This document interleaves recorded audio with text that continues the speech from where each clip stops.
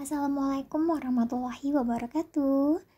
Jumpa lagi di channel Rahmi Yuliani. Nah, pada video pembelajaran sebelumnya kita sudah membahas mengenai pengertian, tujuan, fungsi, dan juga teks prosedur ya. Pada pertemuan sekarang kita akan melanjutkan hingga tuntas untuk teks prosedur. Namun sebelumnya jangan lupa untuk like, komen, dan subscribe ya. Terima kasih. Nah, sebelum memulai pembelajaran pada video ini, terlebih dahulu anak-anak hebat boleh mengambil posisi yang paling nyaman terlebih dahulu ya. Kemudian jangan lupa untuk menjaga jarak mata dengan layar ponsel ataupun layar laptop supaya kesehatan mata Anda tetap terjaga. Kita mulai. Untuk yang pertama, akan membahas terlebih dahulu tentang cara menemukan informasi penting dalam teks prosedur. Langkah yang pertama adalah baca keseluruhan teks prosedur. Mulai dari judul hingga langkah-langkah dibaca terlebih dahulu. Kemudian untuk yang kedua adalah pahami apa isi dari teks prosedur tersebut. Kemudian yang terakhir, temukan ide pokok dari setiap paragraf dari teks prosedur. Seperti itu ya. Nah, untuk berikutnya kita membahas mengenai struktur teks prosedur. Di sini secara umum, struktur dari teks prosedur ada 3. Namun jika kita mulai dari judul hingga penutup, maka ada 5. Yang pertama terlebih dahulu adalah judul. Kemudian yang kedua adalah tujuan atau goal. Tujuan ini berisikan kegiatan yang menunjukkan kepada pembaca atau pendengar capaian yang akan dicapai setelah mengikuti alur informasi yang dikemas oleh sebuah teks prosedur. Jadi, tujuan ini adalah kalimat pengantar yang ditempatkan pada bagian awal dari teks prosedur. Itu untuk tujuan. Pada poin ketiga, yang harus ada adalah bahan-bahan atau perlengkapan yang disebut juga dengan material. Bagian ini berisi bahan-bahan atau perlengkapan demi mencapai tujuan. Bahan dan alat juga harus diperinci bagaimana ukurannya. Misalnya, pada saat kita akan membuat suatu makanan, maka di situ ada takarannya yang akurat. Misalnya 250 gram tepung terigu. Di situ ada ukuran yang akurat. Bisa dipahami ya. Kemudian untuk poin keempat adalah langkah-langkah atau disebut juga dengan step. Bagian ini berisi penjabaran langkah-langkah untuk mencapai tujuan kegiatan. Dan langkah-langkah ini harus dilakukan secara urut dan sistematis agar tujuan dapat tercapai. Untuk pada bagian terakhir dari struktur teks prosedur adalah penutup. Penutup berisi kesimpulan, penekanan isi, atau ucapan selamat kepada pembaca dan pendengar. Penutup dalam teks prosedur sebenarnya bersifat opsional. Artinya, penutup dalam teks prosedur dapat ada ataupun dapat tidak ada. Selesai ya untuk struktur teks prosedur. Nah, berikutnya kita akan membahas mengenai ciri kebahasaan dari teks prosedur. Untuk poin pertama, di sini menggunakan penomoran yang menunjukkan urutan atau tahapan.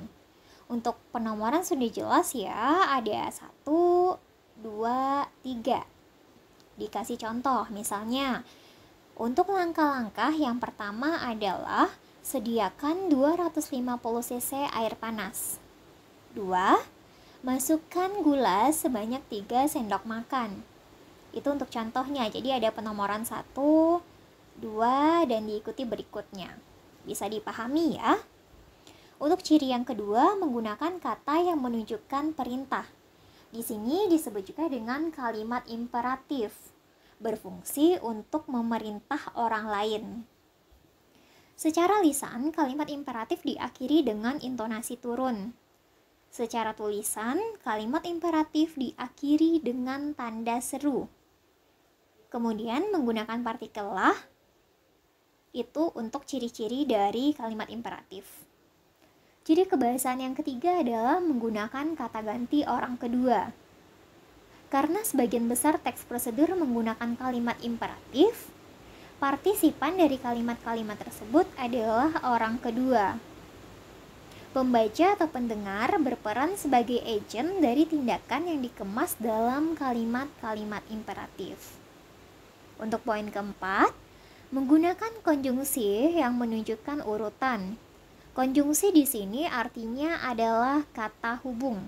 Contoh, sesudah, sebelum, seusai, hingga, selama, sampai, sedari, sewaktu.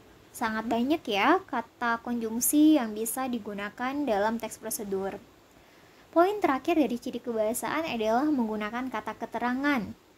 Keterangan berfungsi sebagai kalimat yang mudah berpindah posisi. Jadi, keterangan bukan unsur utama dari sebuah kalimat. Jenis keterangan meliputi keterangan tempat, waktu, alat, tujuan, cara, penyerta, perbandingan, dan yang terakhir adalah sebab. Bisa dipahami ya untuk ciri kebahasaan dari teks prosedur. Nah, berikutnya yang paling penting adalah langkah menulis teks prosedur. Setelah mempelajari video mengenai teks prosedur, Ananda diharapkan dapat menulis teks prosedur. Dalam menulisnya diperlukan 7 langkah. Yang pertama adalah tentukan terlebih dahulu topik apa yang akan ditulis. Yang kedua, amati cara membuat, melakukan, atau memainkan sesuatu. Yang ketiga, tentukan tujuan teks prosedur yang akan ditulis. Yang keempat, cari data tentang topik yang akan ditulis. Yang kelima, catat alat dan bahan yang digunakan. Yang keenam, catat langkah-langkah secara sistematis berdasarkan penomoran. Yang ketujuh adalah tulislah mulai dari tujuan langkah-langkah tadi menjadi sebuah teks prosedur yang padu. Seperti itu ya. Nah, untuk mengakhiri video pembelajaran mengenai teks prosedur, di sini sudah diberikan contoh dari teks prosedur ya. Pada bagian awal itu adalah berupa judul, cara mencuci tangan yang baik dan benar. Struktur berikutnya adalah berupa tujuan. Struktur berikutnya ada berupa perlengkapan.